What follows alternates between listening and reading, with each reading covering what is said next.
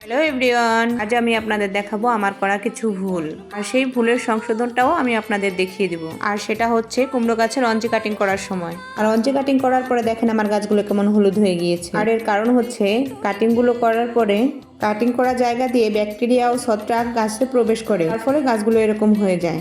আর তার ঠিক 2-3 দিন পরে আমি একটা কাটিং করি, আর সেই কাটিং করা জায়গাতে কিছু হলুদ দিই।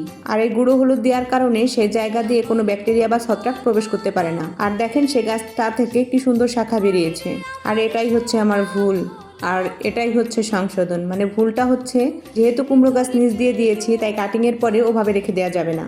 কাটিংয়ের পরে কাঁটাযুক্ত স্থানে হলুদ লাগিয়ে দিতে হবে, করে কোনো ব্যাকটেরিয়া বা ছত্রাক প্রবেশ করতে না পারে।